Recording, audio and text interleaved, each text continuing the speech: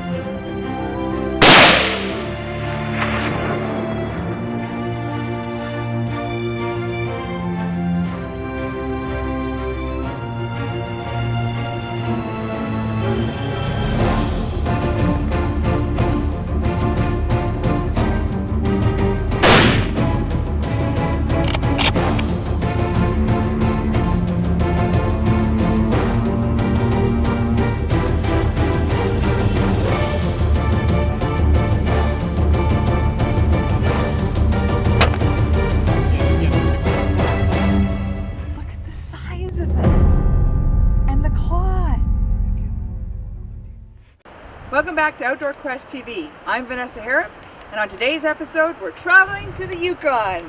I've got a pocket full of tags, but I'm primarily targeting grizzly bear. So we're hunting with Jared Deuling of Deuling Stone Outfitters, and he's going to be taking us into an old burn area, which should be great habitat for grizzly bears. There should be really, really good berries and everything else, so stay tuned. This should be an awesome episode.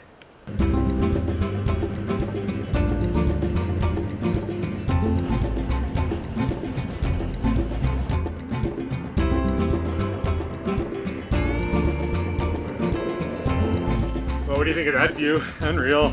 It was a little late when we got in here. It wasn't until 6 o'clock, so we weren't sure if we were going to get everything set up, but we managed to.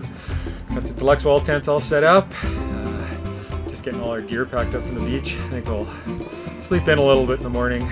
We got the raft to blow up, get all that done, get all our unpacking done, and then hit the lake hard, but it's been a long day.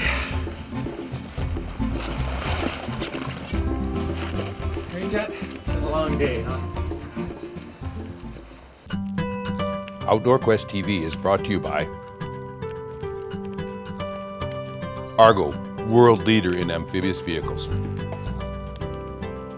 Corlane Sporting Goods, home of the Rocky Mountain Rifle. Zeiss Sport Optics, we make it visible. Hot Mox, pack some heat. Puma Knives, knife maker to the world since 1769. Hornady, accurate, deadly, dependable. Safari Club International Canada, first for hunters. Silver Willow Taxidermy, capturing the memories. Trapper Gourd, leading trapping into the future. And by Deluxe Wall Tents, proudly made in Canada for Canadian conditions. Well, it's day 2. We're took a little hike from the camper. I don't know, maybe a couple miles from the lake right now, and a little bit of rain decided to roll in. It's been kind of in and out for the last few days, so hopefully it's just another one of those short little rainstorms. Pays to be prepared though. We set up the sill tarp when we saw it coming in and got under it before the rain started, so keeping everything dry. We're staying dry, and we'll sit here for, hopefully it doesn't take too long, but you can look out over the lake there. You can see it's pretty rainy. Very cool. So that's the lake we're camping on. We're sitting here right now. That's this lake here. That little pond is right there. Well, Mr. Schwanky, how's your day going so far? Well, the rain stopped. That's always a bonus. Just getting to be about 5:15 now, so we're still about 3 or 4 hours from the boat, so we'll be heading back soon. But yeah, good hike today. Learned a little bit about some of the country around here, and we got 11 more days in here, so definitely got lots of time. Well, it's the end of day 2 for my grizzly hunt. We went on a long hike today, and we headed way down the valley, looking, and couldn't see anything, but we saw tons of sign. We saw lots of scat, and we saw actually quite big bear paw prints. So it's been really exciting. I know there's a grizz in this valley somewhere or more. There is lots of signs. So another great thing about hunting in the Yukon is you're permitted to actually hunt with your dog. They're usually used as pack dogs. So as you can see, he's got his packs on, he's ready to go, and whenever we say the word that we're going hunting, he hops in the boat and away he wants to go before we are even ready. Looks like Jet's ready to go this morning. It's morning of day 3, and it looks like the sun's going to shine today. It's kind of a wet day yesterday. It rained, the sun shone a little bit, but it rained quite a bit. Bears typically don't like the rain, so we're hoping the sun's going to shine a little bit today. We're going to head west today, and there's a high ridge up there that's, I'm sure, just loaded with blueberries. And oftentimes what happens, you get a nice sunny day after a couple wet days, those bears will actually come out onto those ridges and spend the whole day out eating. So we'll go over there, take a look around. There's another big lake on the other side of that ridge. We can look around it as well and just do a little more exploring, but it's kind of neat. We've got hundreds of square miles all to ourselves.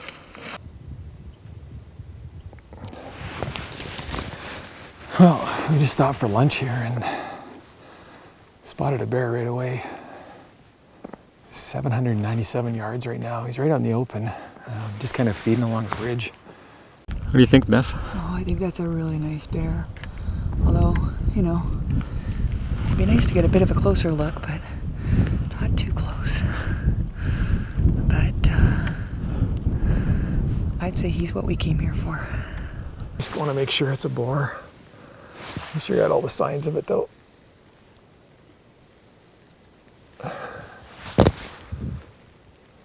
First thing you want to look for is color, and you know, that's a dark bear. A really blocky head. His ears are, you know, just like minuscule on him. The other thing I always look for is, this is a tip I learned from a guide in Vancouver Island one time about black bears, was look at the ankles. You know, if those ankles come down like a big stovepipe, you're looking at a big boar. If the leg comes down and then just really slenders out of that ankle, you're probably looking at a sow. Looking at him, it looks like the chimney coming out of the deluxe wall tent right now is just like that. Yeah, I'd bet any money that is a good boar.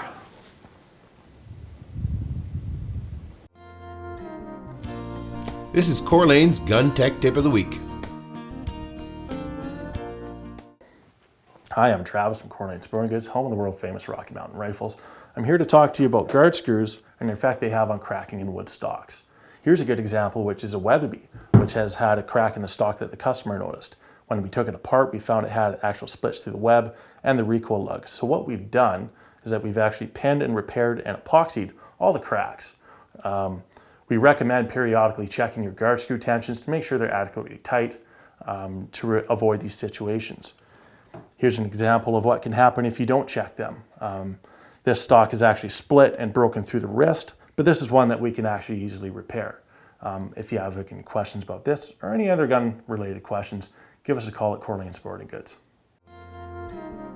This tip has been brought to you by Coeur d'Alene Sporting Goods, home of the Rocky Mountain Rifle.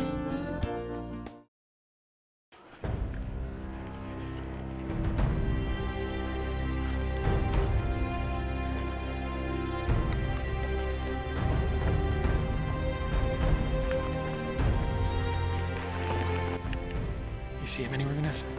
No, I don't. Oh, this is not good. I don't like it when I don't see him. Well, we've kind of gone all the way up to where we saw that bear up in the open country. Yeah. And now we've circled back on this ridge.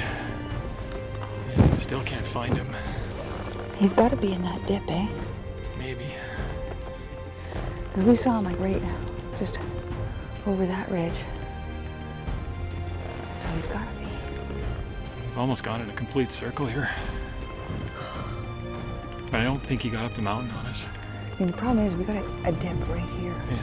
He could be right in that dip. We just don't know. Well, let's keep moving along and see if we can find him. Let's try and get to. Just careful going through this dip. And maybe once we get up on that next rise, we can get a little better look. Okay. But I think somehow he's maybe got on the other side of the ridge from us and kind of got around us. But as long as he didn't know we were there and didn't get our wind, we should be okay. Yeah. Yeah, the wind's still good for us, so. Yeah. Okay. Let's go.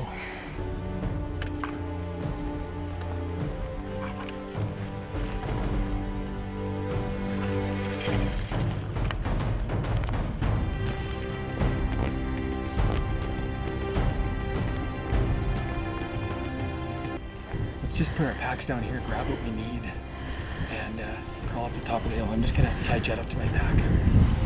I'll leave him here. Ready?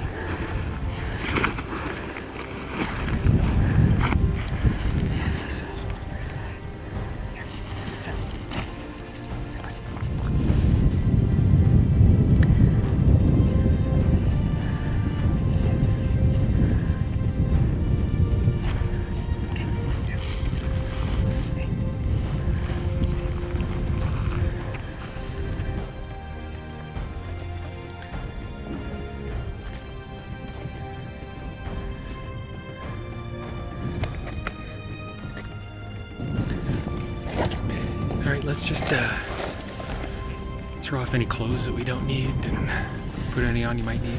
I'm pretty sad. Let's crawl to the top and hopefully we can find him. Hopefully, I mean, I'm not liking the way this is. Like he was in such in the open when we saw him, and I know, this is pretty scary. I mean, he could be there, or he could be gone. Let's just take our time. okay.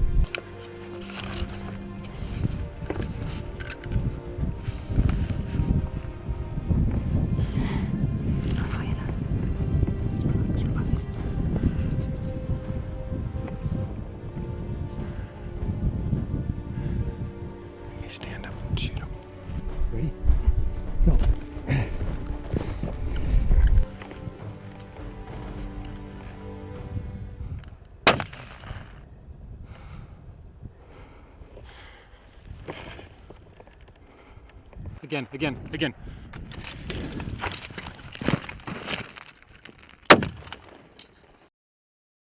Sorry I dropped the camera there. Vanessa hit that bear good. I just wanted to pick up the backup rifle just in case, but he just piled up. There's it looks like there's a bit of a drop right on the edge of those burnt trees over there. And I saw him pile as I was looking through the scope, and there was just blood all over him, so I'm sure he's hit hard, and hopefully he's down. That is a monster bear. How close was he, Vanessa? Way too close. He was under 10 yards, and I had these rocks in front of me. I had this rock, it was too low, and TJ just said, you got to stand up and take him. And now I know I usually shake when I shot something. I was shaking before I shot it. Oh, that's my first grizzly bear, and holy, he's huge. Wow. Well, we waited about 5 minutes, just kind of gathered our wits a little bit, and whitey bears never die in the open.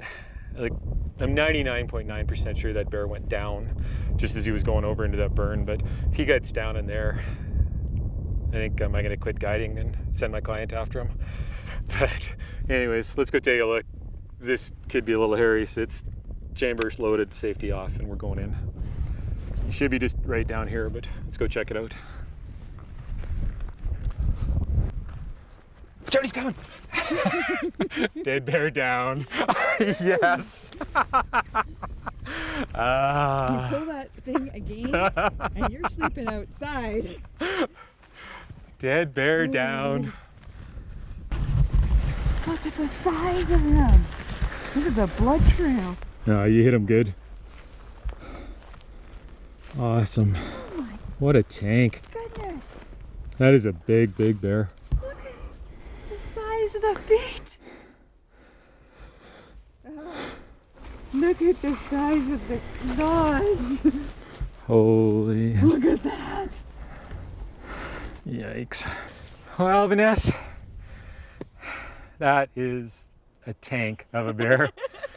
It's funny you were describing these grizzly bears as kind of the F-350s of the forest. Yes. He is. I think he could push over or pull anything he wanted. He's an F-350 with a winch on the front. And that is, you know, I mean, up this far north, they're far away from the salmon streams. Grizzly bears typically don't get super big here. Yeah, you would finish saying, you know, good bear up here is between 6 and 7 feet. They don't get to the 8 or 9 feet, and I was like, okay. Yeah, this is a tank. Yeah, man, the video was a little scattered. I know it was because, you know, we spotted that bear, and then all of a sudden we were kind of on a little plateau there, and he got down below us. And all I could see was his back going along, and you couldn't see him at all where you were. I was totally freaked. All I kept doing was looking over my shoulder, or, you know, looking in the scope of my gun, and it was like, where is he? Where is he? Because I had no idea where he was, and I had a few rocks, and it was like, yeah. So I mean, you know, I kept popping up every once in a while with the camera to get a look at him, and I got a little bit of video, and then I saw he winded us, and so I thought the gig was up, and then all of a sudden he went back to digging again. And then he got over a little further, and, you know, Jet was about 20 yards behind us, tied to the pack, and he was being super quiet and good. he was being But I was just worried that bear was going to run into him. And then the bear started coming up the hill at us, and I said to you, I says, you're going to have to stand up and shoot him. And we stood up, and that bear's head just went like this, and he looked at us, and it was mayhem. absolutely nerve-wracking, and I thought Africa was the only place that things went 0 to 100 in a blink of an eye. That happened so fast. I mean, I was shaking like a leaf beforehand, stood up though, managed to actually feel pretty calm, get him into my cross hairs, and I actually shot him right there, and he came right through and exited out here. So I took out a whole lot of stuff. So it'll be really interesting though when we do skin him out to see exactly how that bullet performed. But shooting the 338, you know, the 225 grain inner bond, and you know, you need a big heavy bullet that's going to hold together. Just, you know, awesome thing we had those ice optics on there though, because you know we've been practicing all that long range shooting, and you know that was 9 yards is a long ways. I want to thank Jared Deuling Stone Outfitters. He has got one incredible area, some of the best stone sheep, you know, some big moose, and obviously some huge grizzly bears. Yeah, so thanks to Jared. We'll have all Jared's contact information at the end of the show, and as always, you can find it at outdoorquesttv.com. Well, there's how to get a 100-pound grizzly bear off the top of a high ridge. A lot of work, but man, it was worth every step.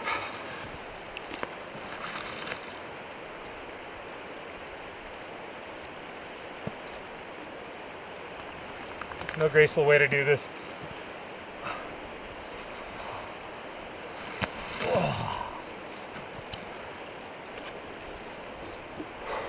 We're here.